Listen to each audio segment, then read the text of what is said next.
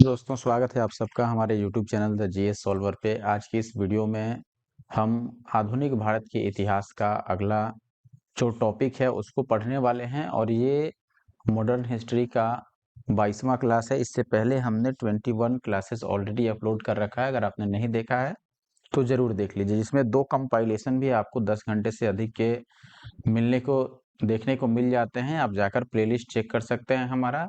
फिलहाल इस वीडियो में हम कांग्रेस का लखनऊ अधिवेशन और होम रूल लीग आंदोलन के बारे में पढ़ने वाले हैं। ये दोनों काफ़ी इम्पोर्टेंट है। जब आप क्लास देखेंगे और कितने क्वेश्चन इनसे पूछे गए हैं, देखिए जब भी क्वेश्चन ज़्यादा पूछा जाता है किसी टॉपिक से, तभी घटना चक्र की बुक में उस टॉपिक को अलग से दे दिया जाता है।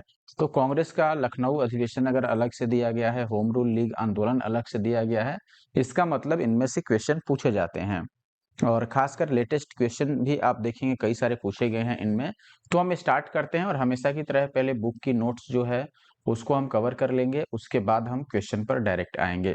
आई होप कि आप वीडियो को कंप्लीट देखेंगे और अगर आप हमारे YouTube channel the GS solver पे नए हैं तो ऐसे और वीडियो देखने के लिए जरूर सब्सक्राइब कर लें हमारे यूट्यूब चैनल को। जब हम बुक की नोट्स को पहले स्टार्ट करते हैं, आप देखिएगा दोस्तों, होम रूल लीग आंदोलन हम बाद में करेंगे। पहले हम कर लेते हैं यहाँ पर कांग्रेस का लखनऊ अधिवेशन, क्योंकि जिस तरह से बुक में गिवन है उसी तरीके से हम कवर करेंगे। तो सबसे पहले हम कांग्रेस का लखनऊ अधिवेशन शुरू करते हैं। देखिएगा दोस्तों, दिसंबर 1916 में इंडियन नेशनल कांग्रेस तथा ऑल इंडिया मुस्लिम लीग, इस समय दोनों ने लखनऊ में, यानी कि एक ही समय में दोनों ने अपना अपना अधिवेशन आयोजित किया था। लखनऊ में ही मुस्लिम लीग ने भी किया था और जो इंडियन नेशनल कांग्रेस थी इसने भी अपना अधिवेशन दिसंबर 1916 में लखनऊ में आयोजित किया। दोनों दलों ने अलग अलग रूप से संवैधानिक सुधारों की संयुक्त योजना के संबंध में प्रस्ताव भी पारित किए और संयुक्त कार्यक्रम के आधार पर राजनीतिक क्षेत्र में एक दूसरे के साथ सहयोग करने के संबंध में भी एक समझौता किया। तो दोनों ने अधिवेशन तो भले ही अलग अलग आयोजित किया, लेकिन दोनों ने राजनीतिक क्षेत्र में एक दूसरे को सहयोग करने के लिए समझौता किया था। और यह समझौता जो है इसको सामान्य तौर पर लखनऊ समझौता या फिर कांग्रेस लीग योजना के नाम से जाना जाता है। वर्ष 1916 में कांग्रेस और मुस्लिम लीग में समझौता हो गया इसके अनुसार। और ये मुख्य समझौता जो था ये किस चीज पर आधारित था या किसके लिए किया गया था? संवैधानिक सुधारों की एक ही योजना अपनाने के लिए, कि दोनों एक ही प्रकार की योजना अपनाएं संवैधानिक सुधारों को लेकर के। तो अगर पूछा जाए कि लखनऊ समझौता कब किया गया, 1916 में, क्यों किया गया या उसका उद्देश्य क्या था, तो संवैधानिक सुधारों का मुख्य योजना था कि संवैधानिक सुधारों का अधिकार प्राप्त हो और इससे संबंधित राजनीति में दोनों एक दूसरे की सहायता कर सकें। तो अब हम देखते हैं, आगे बढ़ते हैं। इसके फलस्वरूप जारी 19 स्मरण पत्र में दोनों दलों के समकालीन राजनीतिक विचारों को साकार रूप दिया गया, यानी इन्होंने अपना स्मरण पत्र जारी किया जिसकी संख्या 19 है। ठीक है, 19 स्मरण पत्र इन्होंने जारी किया जिसमें इन्होंने अपने राजनीतिक विचारों को लिखा कि क्या क्या हमें करना है। वर्ष 1916 में भारतीय राष्ट्रीय कांग्रेस का लखनऊ अधिवेशन, जिसकी अध्यक्षता अंबिका चरण मजूमदार ने की थी, ये हमने पहले भी पढ़ा था लखनऊ अधिवेशन के बारे में कि इसकी जो अध्यक्षता की थी वो अंबिका चरण मजूमदार ने की थी। दो दृष्टियों से स्मरणीय था, यानी कि ये अधिवेशन दो कारणों से फेमस हुआ है या दो कारणों से ये काफी महत्वपूर्ण है। जिसमें पहला कारण है उग्रवादियों, जिन्हें 9 वर्ष पूर्व यानी कि 1907 का जो सूरत अधिवेशन था उसमें इन्हें अलग कर दिया गया था। सूरत अधिवेशन में आपको पता होगा 1907 में जब हुआ तो कांग्रेस दो गुटों में बंट गया था, नरमपंथी और गरमपंथी, जिनमें गरमपंथियों को उग्रवादियों के नाम से भी जाना जाता है। तो ये दोनों अलग हो गए थे 1907 में। अब इस अधिवेशन में यानी लखनऊ अधिवेशन में दोनों गुटों ने एक साथ फिर से मिलाप कर लिया, यानी कि कांग्रेस में जो गरमपंथी दल था उसका पुनः प्रवेश हुआ। तो ये याद रखना है कि 1907 में कांग्रेस दो गुटों में बंटा था और फिर 1916 में लखनऊ अधिवेशन में ये एक साथ हुए। द्वितीय यानी कि दूसरा क्या महत्वपूर्ण चीज है, पहला तो उग्रवादी यानी कि जो गरमपंथी थे वो वापस से कांग्रेस में शामिल हुए। दूसरा मुख्य चीज क्या था, कांग्रेस और मुस्लिम लीग के बीच में समझौता। अतिवादियों एवं उदारवादियों, यहाँ अतिवादियों का मतलब गर्मपंथी से है और उदारवादियों से मतलब नरमपंथी से है। दोनों के पुनर्मिलन की प्रक्रिया में एनी बेसेंट एवं तिलक ने महत्व भूमिका निभाई। महती का मतलब महत्व भूमिका इन्होंने निभाई, जबकि मोहम्मद अली जिन्ना और तिलक कांग्रेस लीग समझौते में मुख्य शिल्पी थे। यानी ये दोनों मुख्य ऐसे पर्सन थे जिनके द्वारा कांग्रेस और मुस्लिम लीग एक साथ समझौता कर पाया। तो समझौता में मुख्य व्यक्ति थे मुस्लिम लीग की तरफ से मोहम्मद अली जिन्ना और कांग्रेस की तरफ से थे बाल गंगाधर तिलक। और फिर अगर नरमपंथी और गर्मपंथियों का पुनर्मिलन देखिएगा तो वहां एनी बेसेंट कांग्रेस की तरफ से या नरमपंथियों की तरफ से और गर्मपंथियों की तरफ से बाल गंगाधर तिलक इन्होंने महत्वपूर्ण भूमिका निभाई थी। आगे देखिएगा दोस्तों, वर्ष 1916 से 1922 तक का काल इंडियन नेशनल कांग्रेस और मुस्लिम लीग के बीच मतैक्य का काल था। यानी कि मतैक्य का मतलब हुआ यहाँ पर मैत्री, एक तरह से समझिए, यानी इनके बीच में फ्रेंडशिप रहा, ये कहने का मतलब है। तो 1916 से 1922 तक इनके बीच में समझौता चला। लखनऊ समझौता केवल एक अस्थायी समझौता था, ये याद रखिए, स्थायी तौर पर नहीं था। मुस्लिम लीग ने इस समझौते के बावजूद भी पृथक अस्तित्व बनाए रखा। वह मुसलमानों के लिए अलग राजनीतिक अधिकारों की वकालत करती रही। वर्ष 1922 तक दोनों इस समझौते के अनुरूप मिलकर कार्य करते रहे, किंतु असहयोग आंदोलन के समापन के साथ ही यह समझौता भंग हो गया और मुस्लिम लीग ने पुनः अपना पुराना रास्ता पकड़ लिया। अब आप सोचते होंगे कि दोनों में मुख्यतः जो समझौता हुआ था वो क्यों भंग हुआ। सबसे पहले समझौते का कारण समझिए, समझौते का उद्देश्य क्या था। समझौते का उद्देश्य था, समझिए तो एक तरह से मुस्लिम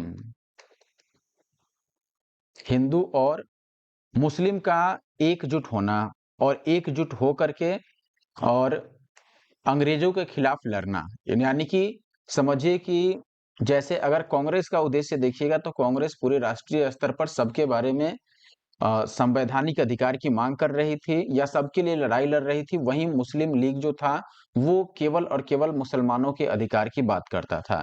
लेकिन लखनऊ समझौते में इन्होंने एक दूसरे के साथ समझौता किया कि हम मिल करके और पहले ब्रिटिश से अपने संवैधानिक अधिकारों की मांग करेंगे। और फिर 1900 आप देखिएगा 16 से लेकर के और 1922 तक ये बहुत अच्छे से काम किया। 1922 की बात है या 1920 में, जैसे अगर आप खिलाफत आंदोलन की बात करेंगे तो खिलाफत आंदोलन में मुस्लिमों का सहयोग किया था महात्मा गांधी जी ने।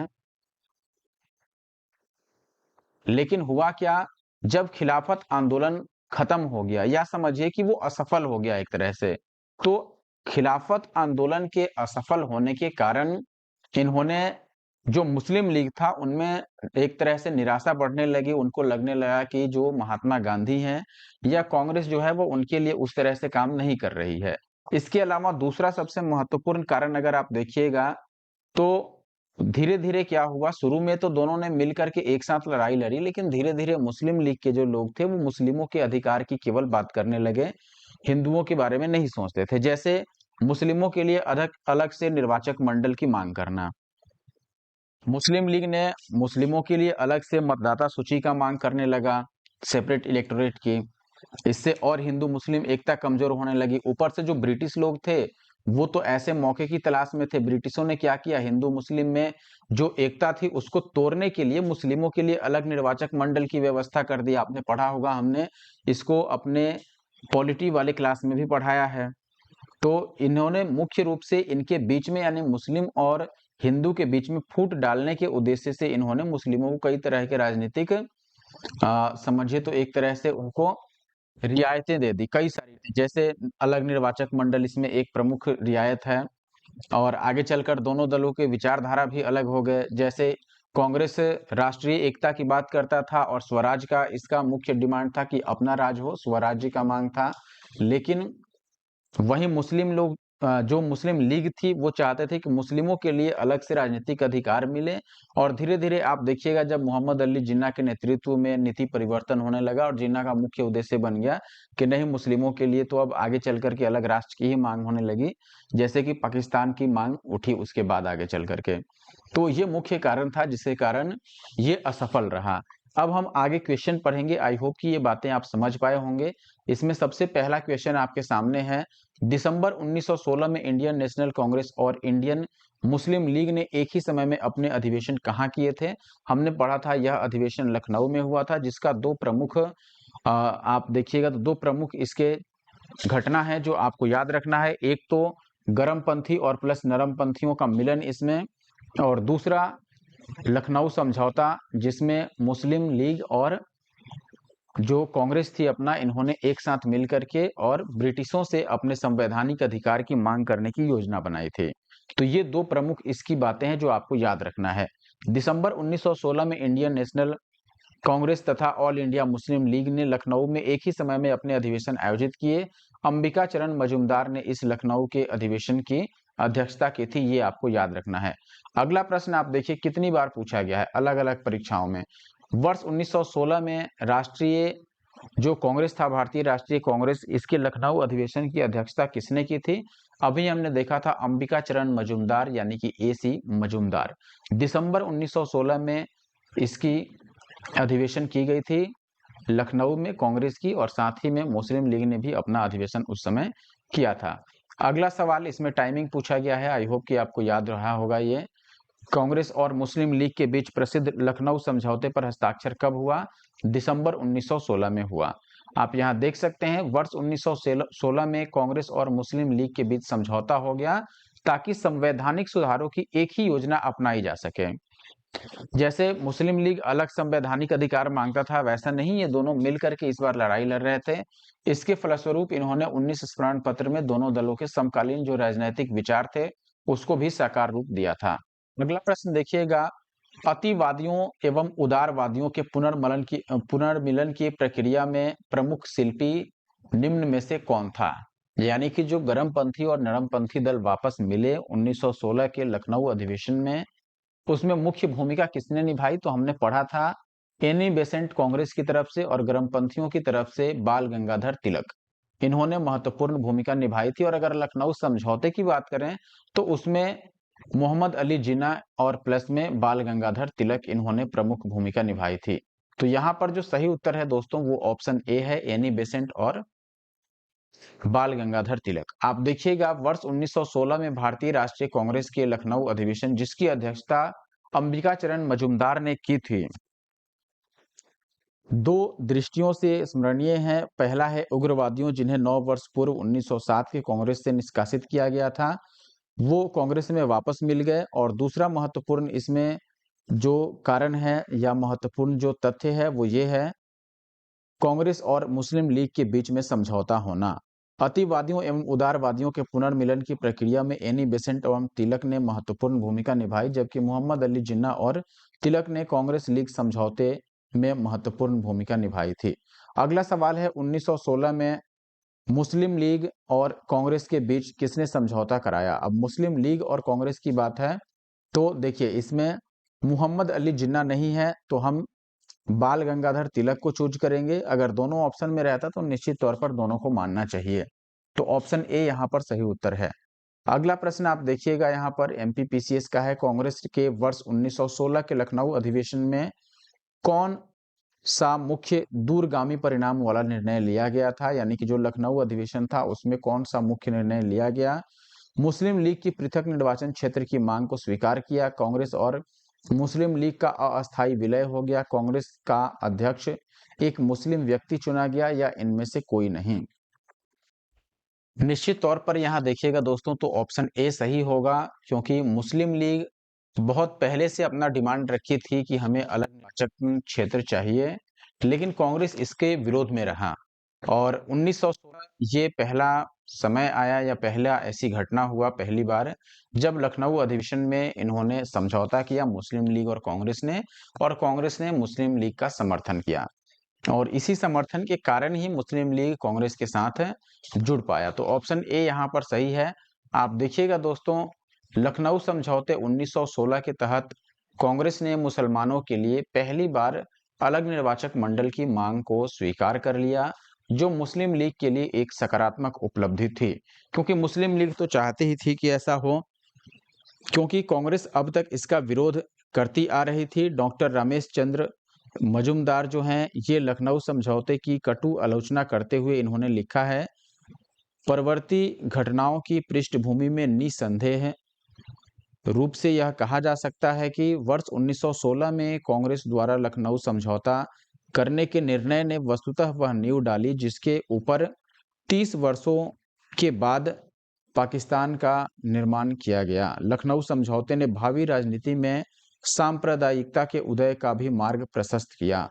तो निश्चित तौर से कहने का मतलब है इसमें इसके बाद से राजनीति में सांप्रदायिकता आ गई, यानी कि लोग अपने अपने संप्रदाय के लिए अपने अपने धर्म को राजनीति के बीच में लाने लगे और धर्म के नाम पर राजनीति होने लगी, संप्रदाय के नाम पर राजनीति होने लगी। नेक्स्ट क्वेश्चन में आप देखिएगा पूछा गया है, कांग्रेस ने पहली बार मुस्लिम समुदाय के लिए अलग निर्वाचक प्रणाली स्वीकार की, वह वर्ष कौन था? 1916 ही था जब इन्होंने लखनऊ समझौता किया था। अगला क्वेश्चन भी वैसा ही है, आप देखिएगा, इंडियन नेशनल कांग्रेस और मुस्लिम लीग के बीच मतैक्य का काल निम्न में से कौन सा प्रदर्शित करता है, यानी दोनों के बीच में मित्रता कब से कब तक थी? हमने पढ़ा था दोस्तों, यह मित्रता लखनऊ अधिवेशन से शुरू हुई, जिसके बाद लखनऊ समझौता हुआ इनके बीच में और 1922 तक चली, असहयोग आंदोलन के समापन तक। तो ऑप्शन बी इसका सही उत्तर होगा। आप देखिएगा यहाँ पर वर्ष 1916 से 1922 तक का काल इंडियन नेशनल कांग्रेस और मुस्लिम लीग के बीच मतैक्य का काल था। लखनऊ समझौता केवल एक अस्थायी समझौता था। मुस्लिम लीग ने इस समझौते के बावजूद भी अपना अलग से अस्तित्व बनाए रखा और वह मुसलमानों के लिए अलग निर्वाचक मंडल या फिर पृथक राजनीतिक अधिकारों की मांग करती रही। वर्ष 1922 तक दोनों इस समझौते के अनुरूप मिलकर कार्य करते रहे, लेकिन असहयोग आंदोलन के समापन के बाद यह समझौता भंग हो गया और लीग ने पुनः अपना पुराना रास्ता पकड़ लिया। अगला सवाल आप देखिएगा, क्वेश्चन नंबर 9 की हम बात करें तो इसमें पूछा गया है, निम्नलिखित में से कौन 1916 के लखनऊ के कांग्रेस अधिवेशन के विषय में गलत है? पहला है, अंबिका चरण मजूमदार ने इसकी अध्यक्षता नहीं की थी। गलत तो यही है, क्योंकि इसकी अध्यक्षता अंबिका चरण मजूमदार ने ही की थी। दूसरा, इस अधिवेशन में उदारवादियों और उग्रवादियों के बीच पुनः मेल स्थापित हुआ। सही है। महात्मा गांधी पहली बार चंपारण के किसानों की समस्याओं से अवगत कराए गए। निश्चित तौर पर यह भी सही है और उपयुक्त में से कोई नहीं, ये तो होगा ही नहीं। तो यहाँ पर ऑप्शन ए जो है वो गलत हो गया।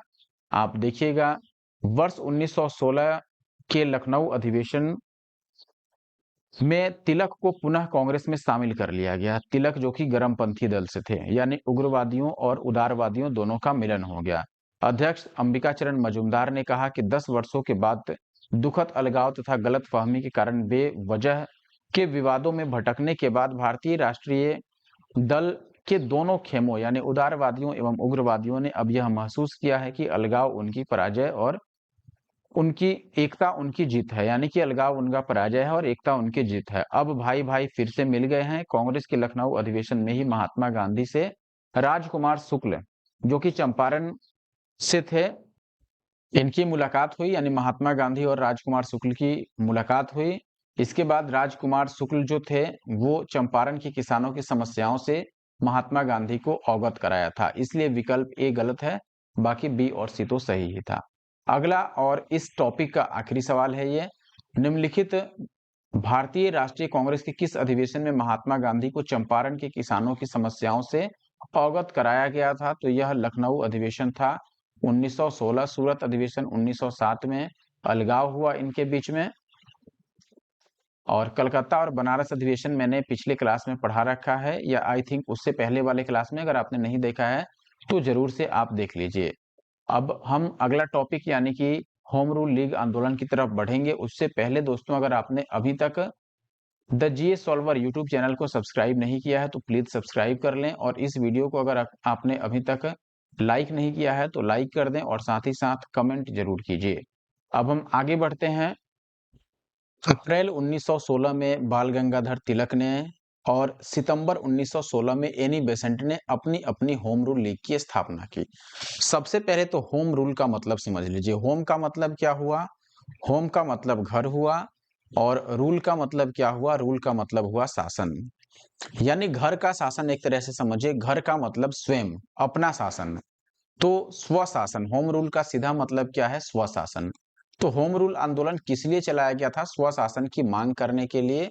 हालांकि इसमें भारत को आजाद कराने के लिए कोई डिमांड नहीं था। इसमें था कि भले ही भारत जो है वो ब्रिटिशों के ही हाथ में रहे, ब्रिटिश साम्राज्य के अंतर्गत ही काम करे, लेकिन भारत में जो शासन हो वो भारतीयों द्वारा चलाया जाए, यानी होम रूल। यानी जो हमारा घर है, चूंकि इसलिए उसमें शासन हमारा हो। अब सोचिए कि आप घर के मालिक हैं, घर आपका है, लेकिन आप संप्रभु नहीं हैं, आपके घर के सारे निर्णय किसी और के द्वारा लिए जाते हैं। क्या बनेगा, क्या होगा और किस प्रकार से रहना है, ये सारी व्यवस्था अगर दूसरा कोई देखता है, तो घर वाले निश्चित तौर पर चाहेंगे कि घर हमारा है तो वहाँ शासन हमारा ही रहे। वैसा ही कुछ यहाँ माहौल था और होम रूल लीग इसीलिए चलाया गया था ताकि स्वशासन का मांग किया जा सके। और इसमें सबसे पहले अप्रैल 1916 में बाल गंगाधर तिलक ने दोस्तों पुणे में होम रूल लीग की स्थापना की, पुणे महाराष्ट्र में। और एनी बेसेंट ने उस समय मद्रास में होम रूल लीग की स्थापना की। तो ये याद रखना है आपको, अप्रैल 1916 में पुणे में बाल गंगाधर तिलक और सितंबर 1916 में मद्रास में एनी बेसेंट ने होम रूल लीग की स्थापना की। बेसेंट ने अपनी इनकी एक जो पत्रिका थी कॉमनवेल और न्यू इंडिया, इसके माध्यम से, तथा तिलक जो बाल गंगाधर तिलक की पत्रिका थी मराठा और केसरी, इसके माध्यम से दोनों ने अपने अपने अलग अलग जो पत्रिकाएं थी उसकी माध्यम से अपनी लीग का यानी होम रूल लीग का प्रचार किया, लोगों में जागरूकता बढ़ाया। किसके लिए? स्वशासन को लेकर। और मुख्य उद्देश्य भी इसका था स्वशासन का मांग करना। मैंने आपको समझा ही दिया, आई होप कि आप समझ पाए होंगे। आप देखिएगा दोस्तों, यहाँ पर तिलक द्वारा जो होम रूल लीग की स्थापना की गई थी, उसके पहले अध्यक्ष जोसेफ बैप्टिस्टा और सचिव जो थे वो एन.सी. केलकर थे। जबकि एनी बेसेंट की अगर हम बात करें तो एनी बेसेंट ने जो होम रूल लीग का स्थापना किया था उसमें सचिव के तौर पर काम कर रहे थे कौन? George Arundale Arundale. George Arundale जो थे वो ऑर्गेनाइजिंग सेक्रेटरी थे किसके? जो एनी बेसेंट द्वारा होम रूल लीग की स्थापना की गई थी। तिलक और एनी बेसेंट ने अपने अपने कार्य क्षेत्रों का बंटवारा भी कर दिया था। जैसे बाल गंगाधर तिलक जो थे, इनका जो होम रूल लीग था ये कहाँ प्रचार करता था या फिर अपना कहाँ शाखा बनाता था? कर्नाटक में, महाराष्ट्र में खासकर बंबई को छोड़कर पुणे में तो इन्होंने पहला लीग का स्थापना ही किया। मध्य प्रांत और बरार इत्यादि में बाकी जो देश के हिस्से थे वहाँ एनी बेसेंट ने लीग की अपनी अपनी शाखाएं खोली और वहां पर अपना प्रचार प्रसार किया।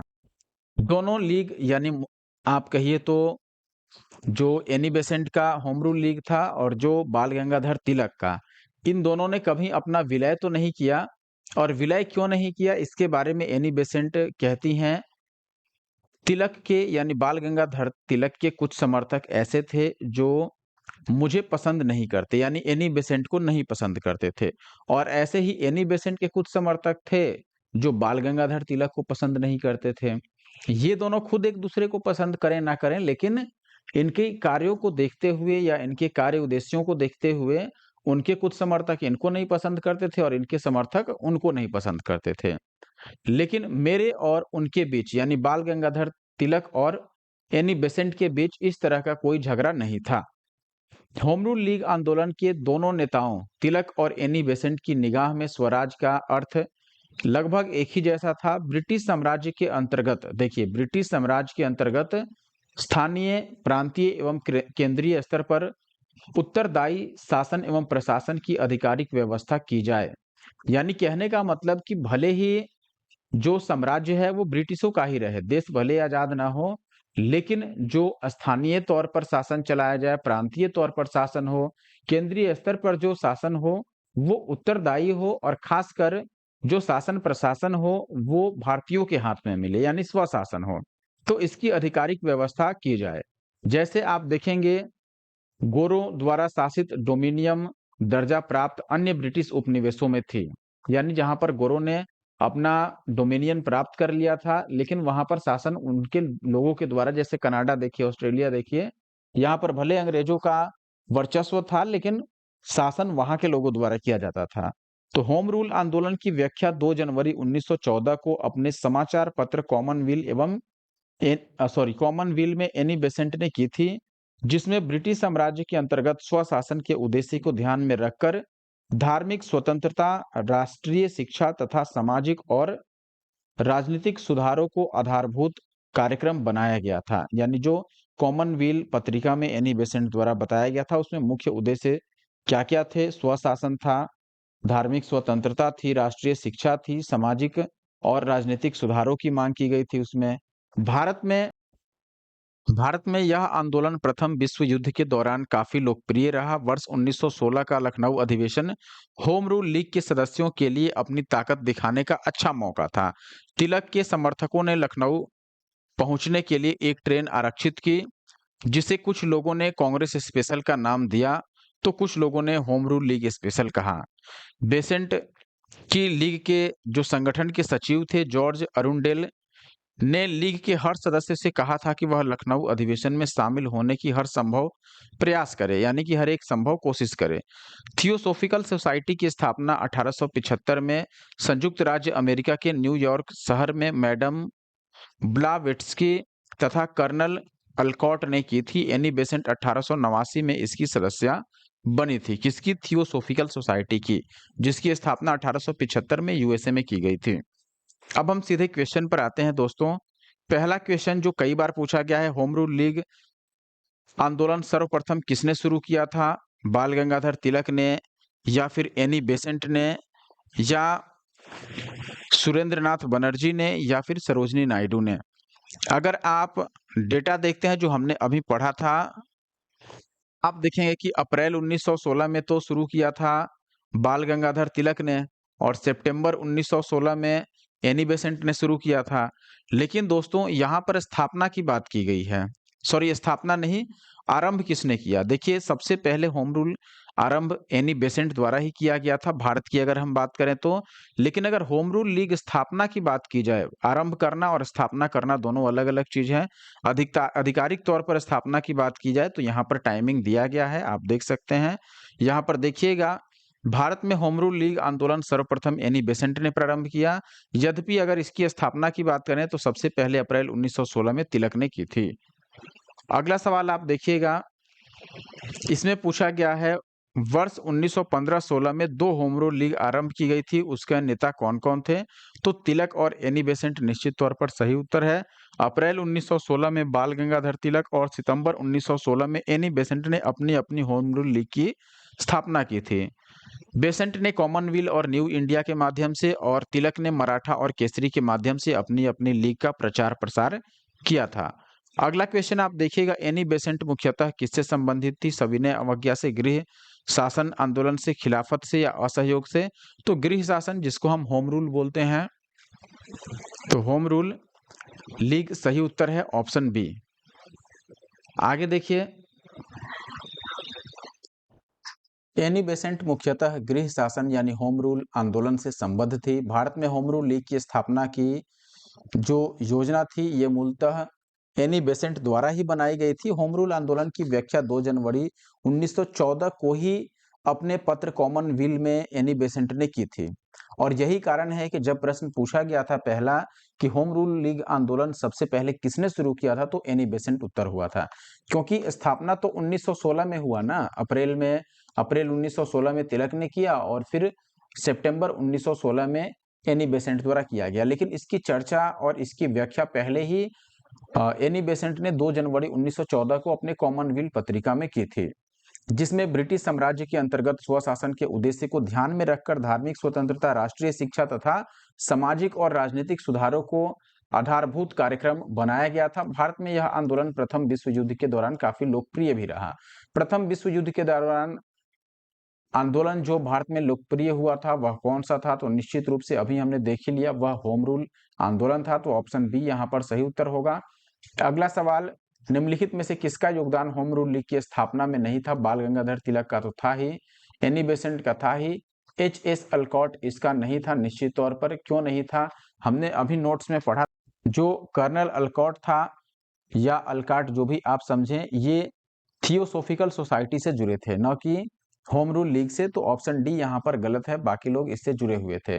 एच.एस. अल्कॉट यानी Henry steel Olcott home rule से नहीं बल्कि थियोसॉफिकल सोसाइटी की स्थापना से संबद्ध थे। तिलक ने अप्रैल 1916 और एनी बेसेंट ने सितंबर 1916 में होम रूल लीग को आरंभ किया। एस सुब्रमण्यम अय्यर भी एनी बेसेंट की होम रूल लीग की स्थापना से संबंधित थे। अगला प्रश्न आप देखिएगा, यहाँ पूछा गया है निम्नलिखित में से कौन होम रूल लीग से नहीं जुड़ा था। सुब्रमण्यम जुड़े थे, एनी बेसेंट जुड़े थी और बीजी तिलक भी जुड़े थे, तो सी आर दास नहीं जुड़े थे। So that option A is the answer. Next question है, किस अधिवेशन में होम रूल लीग या होम रूल के समर्थक अपनी राजनीतिक शक्ति का सफलतापूर्वक प्रदर्शन कर सके। तो अधिवेशन की बात की गई है यहाँ पर, और अधिवेशन में अगर पूछा जा रहा है तो निश्चित रूप से कांग्रेस का अधिवेशन था 1916 का लखनऊ अधिवेशन। ऑप्शन ए सही। आप देखिएगा दोस्तों, वर्ष 1916 के लखनऊ अधिवेशन में होम रूल लीग के सदस्यों ने अपनी राजनीतिक शक्ति का सफलतापूर्वक प्रदर्शन किया था। अगला सवाल यानी कि क्वेश्चन नंबर 8 यहाँ पूछा गया है आपसे, बीपीएससी का ही सवाल है। होम रूल आंदोलन भारत के स्वतंत्रता संग्राम के एक नए चरण के आरंभ का घोतक था, ऐसा क्यों? इसने देश के सामने स्वशासन यानी सेल्फ गवर्नमेंट की एक ठोस योजना रखी। आंदोलन का नेतृत्व गांधी जी के हाथ में आ गया। हिंदू और मुसलमानों ने एक संयुक्त संघर्ष प्रारंभ किया। इसने अतिवादियों और उदारवादियों के बीच पुनर्मिलन स्थापित किया। निश्चित तौर पर ये तीनों ही नहीं है, इसने देश में स्वशासन यानी सेल्फ गवर्नमेंट की एक ठोस योजना रखी थी। ये इसका सही उत्तर होगा। देखिएगा, होम रूल लीग आंदोलन के दोनों नेताओं यानी तिलक और एनी बेसेंट की निगाह में स्वराज का अर्थ लगभग एक जैसा था। ब्रिटिश साम्राज्य के अंतर्गत स्थानीय, प्रांतीय एवं केंद्रीय स्तर पर उत्तरदायी शासन एवं प्रशासन की आधिकारिक व्यवस्था की जाए। अगला सवाल देखिए दोस्तों, होम रूल लीग के संबंध में निम्नलिखित में से क्या असत्य है? सबसे पहले इसकी योजना एनी बेसेंट ने वर्ष 1914-15 में प्रस्तुत की थी। तिलक की home rule league Maharashtra, Karnataka एवं मध्य प्रांत बरार तक सीमित थी। तिलक द्वारा स्थापित होम रूल लीग अधिक शक्तिशाली थी। तिलक और बेसेंट के मतभेद के उपरांत दोनों लीग बनी रही। अगर आप सारे ऑप्शंस देखिएगा तो इसमें असत्य पहली बार पूछा गया है। सबसे पहले इसकी योजना एनी बेसेंट ने 2 जनवरी, आपको याद ही होगा मैंने बताया भी था, अपना कॉमनवेल्थ उनका पत्रिका था जिसमें 2 जनवरी 1914 को उन्होंने इसके बारे में विस्तार पूर्वक व्याख्या किया। किसकी? होम रूल लीग की या होम रूल के बारे में। तिलक ने home rule league Maharashtra, Karnataka, Madhya Prant और बरार तक इनकी सीमित थी। ये भी हमने पढ़ा था, ये भी सही ही है। तिलक द्वारा स्थापित जो होम रूल लीग थी ये अधिक शक्तिशाली थी। कई मामलों में ये अधिक शक्तिशाली मानी जाती है, जैसे कि इनका जो मैनेजमेंट सिस्टम था वो एनी बेसेंट वाले से ज़्यादा अच्छा था। एनी बेसेंट में था कि कोई मिनिमम 3 व्यक्ति भी मिल करके उसका ब्रांच कहीं भी ओपन कर सकते थे, लेकिन तिलक वाले में ऐसा नहीं था। तिलक और एनी बेसेंट के मतभेदों के उपरांत भी दोनों लीग अलग-अलग बनी रही। देखिए, दोनों का कभी विलय नहीं हुआ, दोनों अलग-अलग ही था, इसलिए ऑप्शन डी भी सही है यहाँ पर। तो सारे कथन यहाँ पर सत्य हैं। आप देखिएगा, मूलतः होम रूल लीग की स्थापना करने के संबंध में जो योजना बनी वो एनी बेसेंट ने बनाई थी। स्वशासन आंदोलन का शुभारंभ 2 जनवरी 1914 को साप्ताहिक समाचार पत्रिका कॉमनवेल्थ के प्रकाशन के साथ शुरू हुआ। इस पत्रिका ने ब्रिटिश साम्राज्य के अंतर्गत स्वशासन के उद्देश्य को ध्यान में रखते हुए धार्मिक स्वतंत्रता, राष्ट्रीय शिक्षा, सामाजिक और राजनैतिक सुधारों को अपना आधारभूत कार्यक्रम बनाया।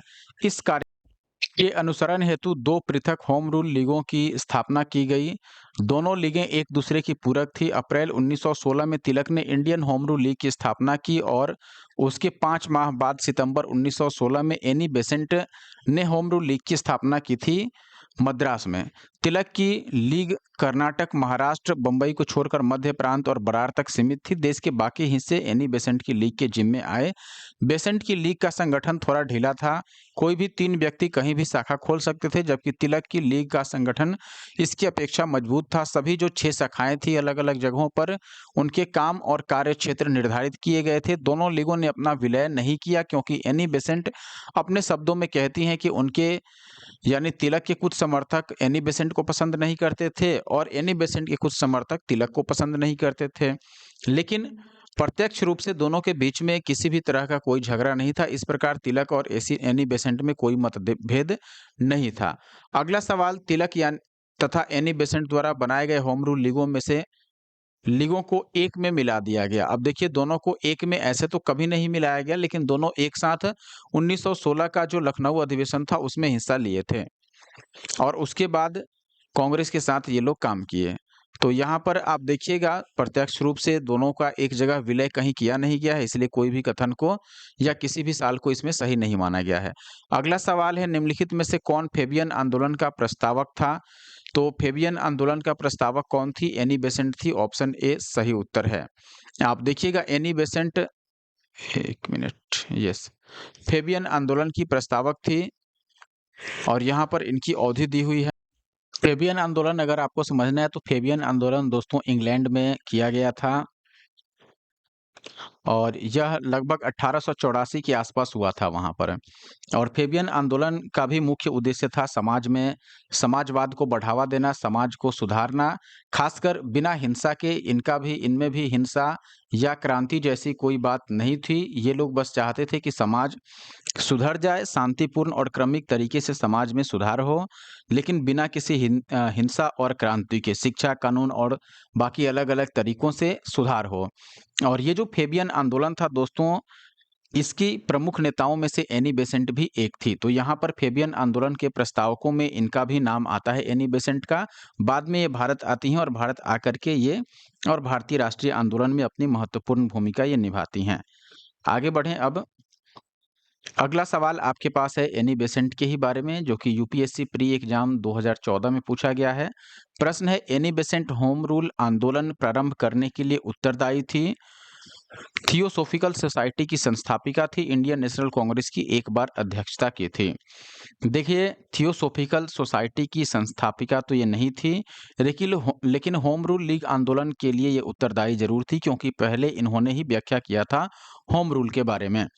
और तीसरा भी, इंडियन नेशनल कांग्रेस की भी इन्होंने एक बार अध्यक्षता की है, इसलिए 1 और 3 सही है। तो ऑप्शन सी को हम चूज करेंगे दोस्तों। देखिए, भारत में होम रूल आंदोलन प्रारंभ करने के लिए एनी बेसेंट ही उत्तरदायी रही। बेसेंट ने सितंबर 1916 में मद्रास में होम रूल लीग की स्थापना की। हालांकि इससे पहले तिलक ने 1916 के अप्रैल में पूना में होम रूल लीग की स्थापना की थी। फिर भी दोनों आपसी सहयोग से अलग-अलग क्षेत्र में काम करते रहे। होम रूल आंदोलन का मुख्य उद्देश्य संवैधानिक तरीकों से स्वशासन प्राप्त करना था। एनी बेसेंट को इंडियन नेशनल कांग्रेस के कलकत्ता अधिवेशन, जो कि दिसंबर 1916 के ठीक अगले वर्ष में आयोजन किया गया था, इसकी पहली महिला अध्यक्ष चुना गया था। इनको थियोसॉफिकल सोसाइटी की स्थापना 1875 में अमेरिका में, हमने पढ़ा भी था, मैडम ब्लावेट्स्की तथा कर्नल अल्कॉट ने किया था। एनी बेसेंट ने 1889 में उसको ज्वाइन किया था, यानी इसकी सदस्य बनी थी ये, किसकी? थियोसॉफिकल सोसाइटी की। इस प्रकार केवल पहला और तीसरा ही सही है। अगला दोस्तों, और जो अगला है अपने पास क्वेश्चन नंबर 13, ये आखिरी सवाल है इस टॉपिक का और इस वीडियो का भी। आप देखिएगा, वर्ष 1920 में निम्नलिखित में से किसने अपना नाम परिवर्तित कर स्वराज्य सभा रख लिया? All India home rule league, या फिर हिंदू महासभा, या साउथ इंडियन लिबरल फेडरेशन, या the servants of India society? सही उत्तर है दोस्तों all India home rule league, option A. आप देखिएगा दोस्तों, होम रूल लीग आंदोलन, Akhil Bharatiya home rule league एक राष्ट्रीय राजनीतिक संगठन था, जिसकी स्थापना एनी बेसेंट ने सितंबर 1916 में किया था। तिलक की Indian home rule league Karnataka, Mumbai को छोड़ करके महाराष्ट्र, मध्य प्रांत और बरार तक सीमित थी। देश के बाकी हिस्से एनी बेसेंट के जिम्मे आए थे। लीग का उद्देश्य ब्रिटिश साम्राज्य के अधीन रहते हुए संवैधानिक तरीके से स्वशासन को प्राप्त करना था। 1920 के Akhil Bharatiya home rule league ने महात्मा गांधी को इसके अध्यक्ष के रूप में निर्वाचित किया और महात्मा गांधी ने इसका नाम परिवर्तित कर स्वराज्य सभा किया, या स्वराज्य सभा रख दिया। इसके उपरांत Akhil Bharatiya home rule league का विलय कांग्रेस में हो गया 1920 से। तो ये था दोस्तों होम रूल लीग आंदोलन के बारे में। और कांग्रेस का लखनऊ अधिवेशन उससे पहले हमने पढ़ा ही, दोनों चूंकि एक दूसरे से जुड़ा हुआ था, इसलिए दोनों को हमने एक साथ पढ़ा। अब अगला जो अपना टॉपिक है, आप देख रहे हैं, महात्मा गांधी के बारे में है और उनके जो प्रारंभिक आंदोलन थे उनके बारे में है। तो ये एक महत्वपूर्ण टॉपिक है, काफी ही इंपॉर्टेंट टॉपिक है ये, तो इसीलिए हमने इसको अलग रखा है, क्योंकि ये चैप्टर भी लंबा है, इसमें नंबर ऑफ क्वेश्चन भी काफ़ी अधिक हैं। तो इसका वीडियो भी बनेगा, तो 2-3 पार्ट में आएगा। इससे पहले ये वीडियो जो अभी हमने बनाया आप ज़रूर देख लीजिए, और जल्द ही हम फिर ज्योग्राफी का वीडियो और इकोनॉमिक्स का वीडियो लेकर के आने वाले हैं। बाकी कोई और आपको बुक का सॉल्यूशन या किसी एग्जाम का सॉल्यूशन चाहिए, डेफिनेटली आप हमारे YouTube channel the GS solver को सब्सक्राइब कर लीजिए और साथ ही साथ इस वीडियो को लाइक और कमेंट ज़रूर कर दीजिए और कमेंट में आप लिख सकते हैं जिसका भी सॉल्यूशन आपको चाहिए। मिलते हैं नेक्स्ट वीडियो में, तब तक के लिए धन्यवाद। लाइक और कमेंट ज़रूर जा देकर जाइए।